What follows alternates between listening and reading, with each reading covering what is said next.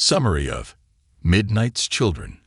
Experience a magical journey through India's tumultuous history by Salman Rushdie, written and narrated by Janky Mind. Introduction. Midnight's Children is a story about Saleem Sinai, who was born exactly when India became free from British rule on August 15, 1947.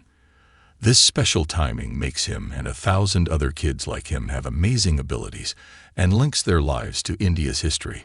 The book came out in 1981 and changed how people saw India and the world in literature. Rushdie's novel was very bold and creative. One reviewer said he had taken in all of India and then written it out again. He did a good job too. Another reviewer said Midnight's Children sounds like a whole land speaking for itself. Chapter 1: Independence.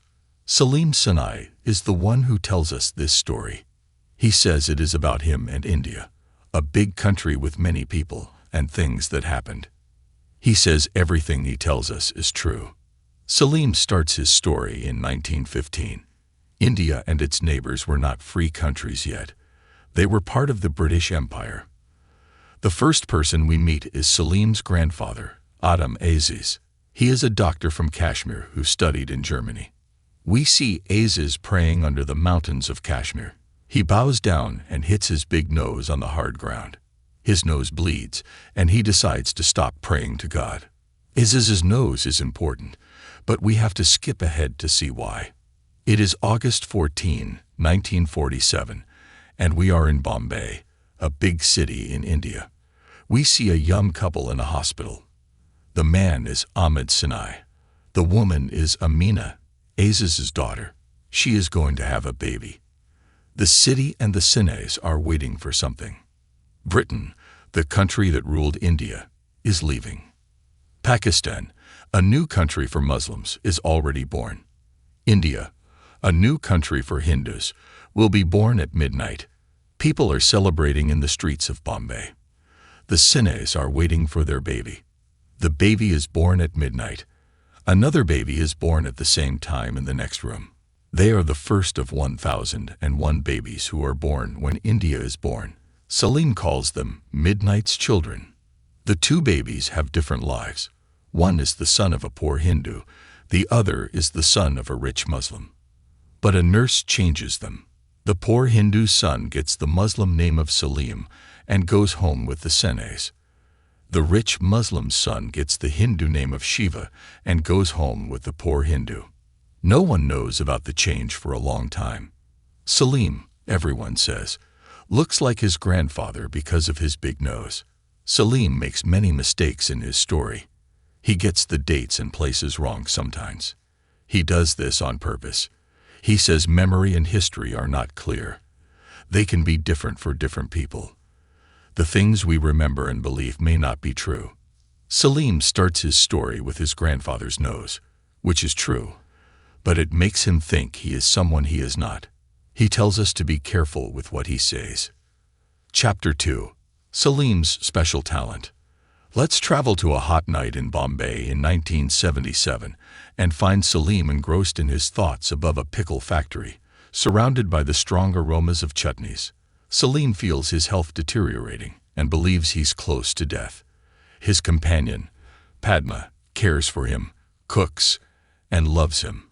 Mostly, she listens to his stories.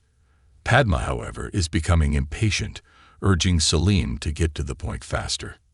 Saleem acknowledges the challenge of storytelling, comparing it to flavors blending in chutneys. He promises to avoid unnecessary details. He shares that from birth, he felt handcuffed to history as India's firstborn son. The burden was overwhelming until 1958, when his family faced difficulties due to religious tensions. Saleem, once an unpopular and talentless child, undergoes a transformation. One day, hiding in a washing chest, Saleem accidentally hears voices, which he initially mistakes for angels. He realizes later that these voices are the thoughts of Bombayites. His ability to tune into the innermost thoughts of people grows, allowing him to connect with the thoughts of millions. Saleem grapples with the purpose of this gift beyond gathering gossip and cheating on tests. Reflecting on his impending death, Saleem compares his urgency to Scheherazade from 1001 Nights, who told stories to postpone her execution. Saleem believes he must capture the meaning of his life quickly, even if it risks errors due to a failing memory.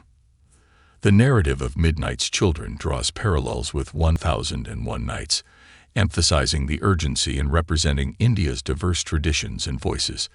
The story reflects Salman Rushdie's concerns during India's state of emergency in the 1970s, highlighting the threat to the nation's vitality posed by a crackdown on dissent and an imposed version of its past and future.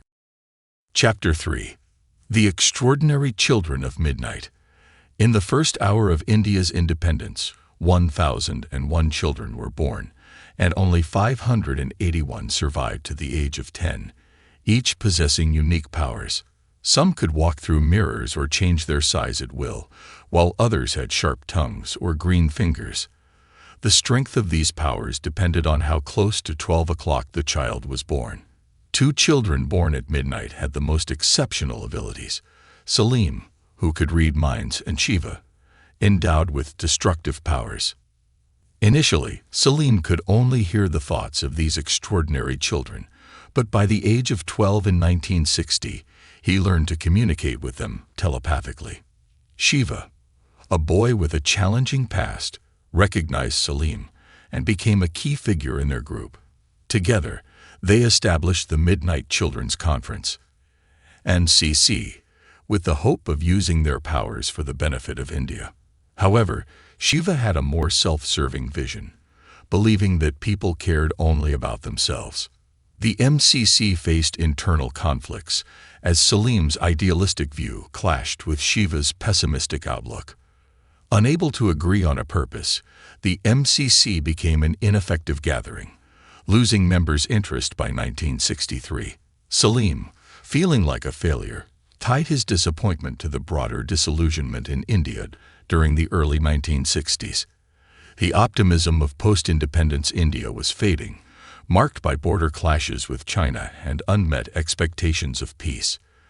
The 1962 general election reflected a growing desire for change, with Nehru's re-election alongside advances by communist parties. Saleem hints at corruption, revealing that Shiva, one of the extraordinary children, was involved in intimidating voters during the election. As Saleem's destiny intertwines with the country's fate, his disillusionment mirrors the national mood of disappointment. The collapse of the MCC symbolizes the challenges faced by Indian democracy, and the debates between Saleem and Shiva reflect differing visions for India's future, encompassing altruism and self-interest. Chapter 4. The Final Battle. In this last chapter of Saleem's tale, we move ahead to 1970, on the brink of a catastrophic war. A lot has unfolded in the years in between, so let's catch up. In 1963, Saleem's father faced financial ruin, prompting a move to Pakistan. Following a sinus infection and a hospital visit, Saleem lost his telepathic abilities. Instead, his nose gained a unique skill, detecting psychological and moral odors. Seeking guidance, Saleem joined the army and ended up in the Canine Unit for Tracking and Intelligence Activities, CUITA, functioning as a human dog to identify traitors. In 1971, during the war in East Pakistan, now Bangladesh, Saleem's mission was to track down Sheikh Mujib, the leader of the Awami League. After a challenging journey through dense jungles, Saleem witnessed the devastating aftermath of the conflict, with evidence of the Pakistani army's atrocities. The Indian Army joined the war, leading to Pakistan's surrender on December 17, 1971.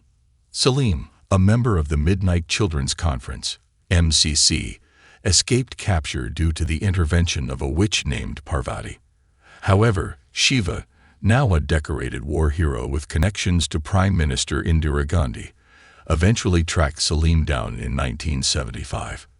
During Gandhi's state of emergency, Saleem was tortured to reveal the names of MCC members, leading to their sterilization to neutralize their powers. After his release, Saleem returned to Bombay, where he encountered Padma, fell in love, and settled in a room above a pickle factory. Padma cared for Saleem and listened to his stories. Saleem reflects on the inhuman scale of the atrocities in Bangladesh, emphasizing the dehumanizing nature of large numbers. He advocates for storytelling as a way to bring warmth and meaning to history, avoiding the coldness of abstract statistics. Salman Rushdie, through Saleem's perspective, believes that stories are essential for democracies as they recognize and celebrate individual experiences, defying the tendency to reduce people to mere numbers. Final summary. Salman Rushdie tells a story where his main character, Saleem Sinai, is connected to 1,001 special children born at midnight. Through Saleem's experiences, we see how his life parallels the challenges and changes in India after gaining independence. This audiobook summary was brought to you by Janky Mind. We hope you enjoyed it.